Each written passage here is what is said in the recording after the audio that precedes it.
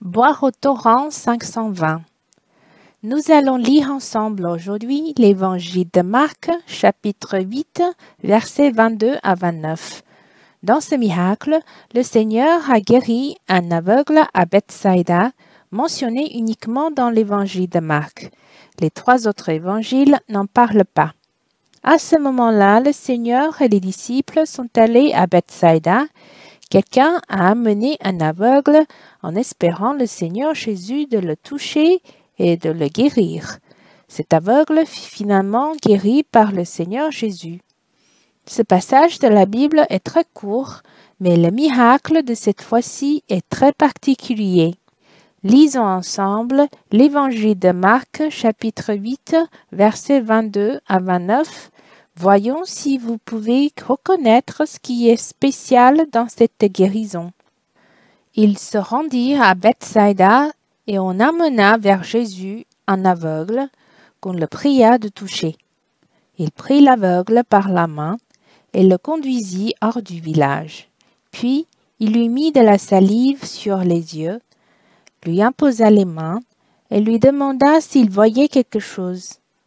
Il regarda et dit: « J'aperçois les hommes, mais j'en vois comme les arbres, et qui marchent. » Jésus lui mit de nouveau les mains sur les yeux, et quand l'aveugle regarda fixement, il fut guéri, et vit tout distinctement. Alors Jésus le renvoya dans sa maison, en disant: « N'entre pas au village. » Jésus s'en alla avec ses disciples dans les villages de Césarée de Philippe. Et il leur posa en chemin cette question: « Qui dit-on que je suis ?» Ils répondirent: « Jean-Baptiste. » Les autres: « Élie. » Les autres: « L'un des prophètes. » « Et vous, leur demanda-t-il, qui dites-vous que je suis ?» Pierre lui répondit: « Tu es le Christ. » Dans ce miracle, le Seigneur a guéri un aveugle. J'ai dit dans le passé que parmi les trentaines de miracles mentionnés dans la Bible, on peut dire que la guérison des aveugles est particulièrement nombreuse. Il y en a au moins 6 dont le processus de guérison est écrit. Pourquoi est-ce ainsi? Est-ce que beaucoup d'Israélites sont aveugles? On peut dire que leur cécité n'est pas physique, mais spirituelle. Le livre d'Ésée nous rappelle que le Sauveur qui allait venir, le Messie dont on parlait, c'est celui que Dieu allait envoyer. Il opérerait un miracle pour que les aveugles puissent voir. Nous pouvons en déduire que Dieu voulait montrer le Seigneur Sauveur aux Israélites. Et il y a un signe pour qu'ils soient sûrs à 100% que c'est lui que Dieu a envoyé. Il a non seulement le pouvoir de guérir, mais aussi de redonner la vue.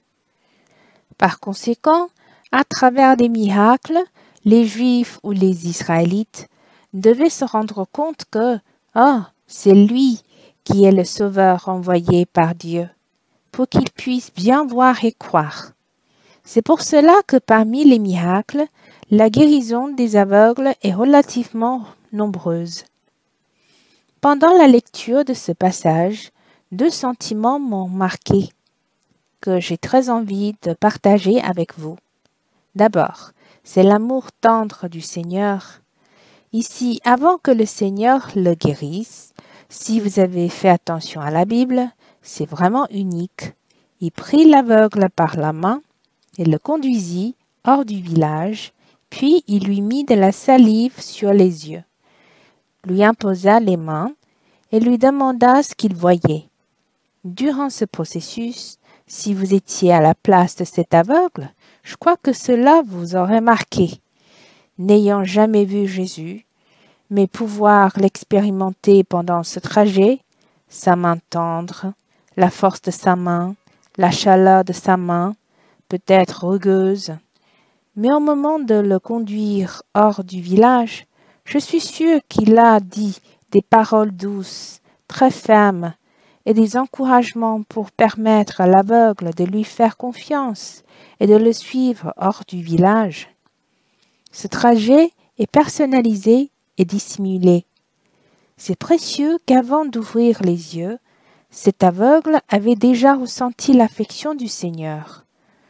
Je crois que ce trajet devait être inoubliable, jusqu'au moment où ses yeux s'ouvraient et voyaient ce Seigneur. Je crois qu'il n'oubliera jamais cette rencontre avec Dieu. Il a sûrement chéri cette expérience. Et notre vie n'est-elle pas aussi comme cela? Avant que l'on ait cru en Jésus, on avait peut-être expérimenté plusieurs fois l'aide de Jésus, mais on n'y avait pas prêté attention. Pourtant, sur le chemin de notre vie, quand on ne connaît pas ou ne comprend pas assez le Seigneur, on expérimente aussi l'amour du Seigneur Jésus, non? Comment sa douce main nous conduit? Sa parole ne renforce-t-elle pas notre foi? Ne nous encourage-t-elle pas à avancer? N'avez-vous pas aussi trouvé la plus précieuse la période pendant laquelle vous avez pu marcher avec le Seigneur? Chaque fois que vous expérimentez le Seigneur et chaque étape que vous passez avec le Seigneur sont bien les plus inoubliables pour vous, n'est-ce pas? Pour moi, si. Chaque anecdote que j'ai avec le Seigneur est toujours aussi évocatrice pour moi jusqu'à ce jour. Par exemple, comment j'ai été sauvée, comment j'ai expérimenté le Seigneur pendant mes études à l'université. Je me levais très tôt pour m'approcher de lui sur la terrasse, comment j'ai des relations avec l'Inde. Toutes ces expériences avec le Seigneur sont très précieuses pour moi. Les yeux physiques et spirituels de cet aveugle qui ont été guéris par le Seigneur. Comment pourra-t-il oublier cette expérience? Je suis certain que ce qui l'avait marqué le plus était la tendresse du Seigneur. Je crois que par la suite, peu importe quelles difficultés il rencontrerait, il serait plein de foi parce qu'il avait expérimenté le Seigneur qui lui avait pris la main et qui l'avait guidé. C'est pour cela que cet aveugle pourrait vraiment faire face à toutes circonstances, parce que le Seigneur est déjà ressuscité. Il est à ses côtés pour toujours et habite dans son cœur. L'expérience de cet aveugle l'a rempli de foi, car il sait comment est le Seigneur. J'espère que les frères et sœurs et moi expérimenterions profondément cette relation personnalisée avec lui.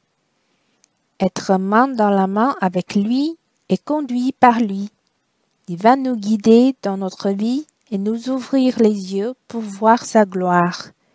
Frères et sœurs, il nous faut donc nous approcher de lui davantage. Le Seigneur a très envie qu'on l'expérimente. J'aimerais vous parler de façon simple de la deuxième chose qui m'a ému. Je trouve spécial que dans ce miracle, la guérison fut progressive. En plus, le Seigneur a même interrogé sur les effets de ce miracle. Il lui demanda s'il voyait quelque chose. Cette personne a levé la tête pour regarder. Elle aperçut des hommes, mais comme des arbres qui marchaient, c'est-à-dire de façon floue. Ensuite, le Seigneur a posé les mains encore une fois sur ses yeux. Mais remarquons qu'il a imposé les mains sur ses yeux et il pouvait tout voir distinctement. On peut parler d'une guérison à deux phases. Ce n'est pas que le Seigneur n'avait pas le pouvoir, mais c'était pour exprimer quelque chose. Nous sommes aussi comme lui. Peu à peu, nos yeux spirituels s'ouvrent et nous connaissons Dieu pas à pas. Nous voyons plus distinctement et voir le Seigneur lui-même plus profondément au point de le croire. Vous pouvez prêter attention au fait que juste après ce miracle, le Seigneur Jésus a posé une question aux disciples. « Qui dit-on que je suis ?» À la fin, Pierre a dit « Tu es le Christ ». Il est évident qu'à travers ce miracle, peut-être que les disciples ou Pierre se sont rendus compte de manière plus profonde que ce Seigneur qui est devant eux était bien le Christ. À travers la Bible, Nous savons que les disciples ont vraiment connu Jésus petit à petit, comme cela. Ils voyaient de façon floue, comme l'aveugle qui ne voyait pas clairement. Par exemple, le Seigneur Jésus les avait informés à l'avance de ce qui allait se passer à Jérusalem, comment il serait arrêté, saisi et crucifié. Il semble qu'ils ne comprenaient pas. Jusqu'à quand? Jusqu'à ce que ces choses se sont réalisées. Ils avaient compris tout d'un coup le sens des paroles du Seigneur Jésus. Cela me fait penser que ce que le Seigneur veut le plus, c'est qu'on le connaisse. Il est le Christ, il est notre prophète, sacrificateur et notre roi. Non seulement cela, il veut davantage que l'on connaisse son cœur, qu'il soit notre véritable bien-aimé et l'époux de l'Église. Son rêve d'amour est de nous obtenir. Laissons le Seigneur nous ouvrir les yeux continuellement.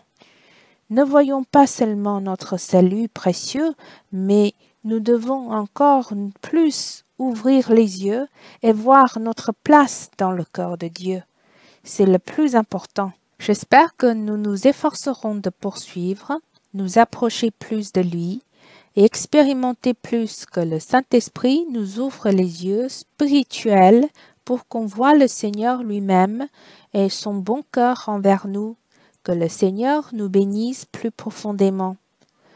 Vous pouvez relire ce passage de la Bible et aussi venir devant le Seigneur, lui donner des réponses, rester calme pour le laisser parler à votre cœur, vous changer, vous influencer et attirer plus votre cœur.